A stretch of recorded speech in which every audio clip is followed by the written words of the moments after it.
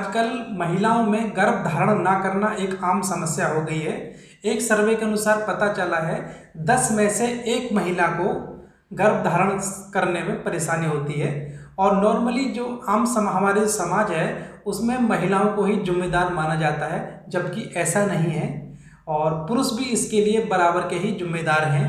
और महिलाएं ज़्यादातर जांच करवाने में बिल्कुल नहीं संकोचाती हैं, जो भी उनके इन्वेस्टिगेशन होते हैं वो आराम से करा लेती हैं। लेकिन जो पुरुष जो होते हैं वो आसानी से नहीं कराते हैं, क्योंकि हमारा समाज जो है वो पुरुष प्रधान समाज है।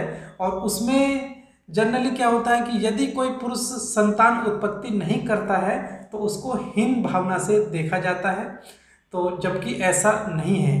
दोस्तों, जो महिलाएं जो होती हैं उसमें गर्भ ना धारण करने की कुछ समस्याएं होती हैं, जैसे कि फैलोपियन जो ट्यूब होती है उसमें सूजन हो सकती है या वो ब्लॉक हो सकती हैं, और अंडाणु नहीं बन रहे हो सकते हैं, या फिर गर्भाशय में कोई इन्फेक्शन हो सकता है।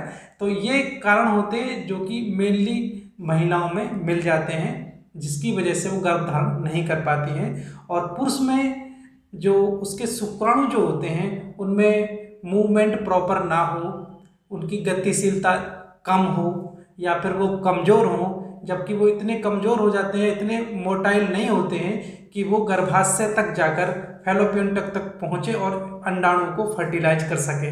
यदि इस तरह की दिक्कत उसमें दंपत्ति में होती है तो वो गर्भ धारण नहीं कर सकते हैं। बहुत सी कुछ ऐसी प्रॉब्लम्स आ जाती हैं कि गर्भ धारण नेचुरल तरीके से करना पॉसिबल ही नहीं हो पाता है। उस टाइम पे एक तकनीक का इस्तेमाल होता है, वो होता है IVF। इसको कहते हैं इन विट्रो फर्टिलाइजेशन। इसकी डिटेल मैं आपको बताऊंगा। इस वीडियो को आपको पूरा देखना है और पूरा देखने के बाद आप समझ पाओगे कि इन विट्रो फर्टिलाइजेशन क्या होता है।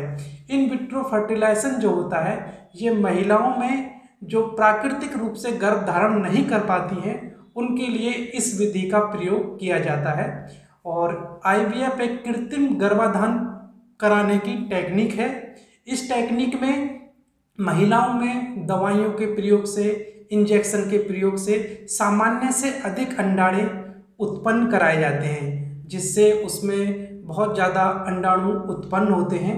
और उसके बाद सर्जरी के माध्यम से उन अंडाणुओं को वहाँ से निकाला जाता है, और निकालने के बाद प्रयोगशाला में जो कल्चर डिश होती है उसके अंदर जो पुरुष के जो स्पर्म्स होते हैं उन स्पर्म्स के साथ उनको फर्टिलाइज कराया जाता है।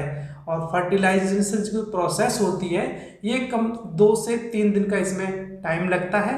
और जब फर्टिलाइजेशन कंप्लीट हो जाता है तो उस भ्रूण को उठा के महिला के गर्भ में इम्प्लांट कर दिया जाता है।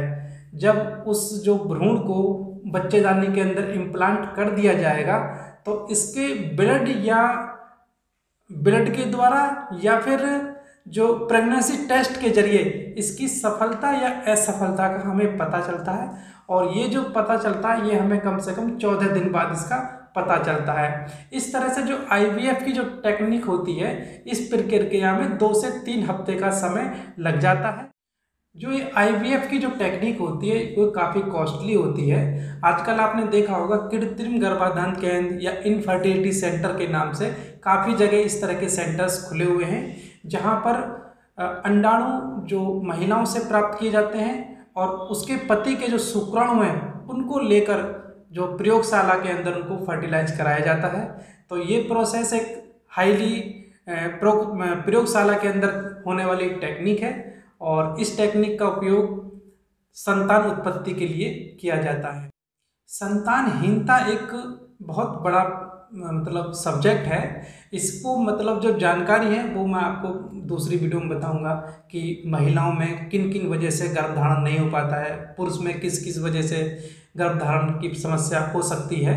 तो ये एक बड़ा ही विस्तृत टॉपिक है, इसकी जानकारी मैं आपको दूसरी वीडियो में दूंगा। इस वीडियो के माध्यम से मुझे केवल आपको IVF इन विट्रो फर्टिलाइजेशन के बारे में जानकारी देनी थी। तो प्लीज़ इसी तरह की जानकारी देखने के लिए मेरे YouTube channel doctor AK Singh health consultant को आप सब्सक्राइब करिएगा और वीडियो को ज़्यादा से ज़्यादा शेयर कीजिएगा। और आपको किस बारे में जानकारी और चाहिए प्लीज़ कमेंट बॉक्स में ज़रूर से बताइएगा। Thank you so much friends.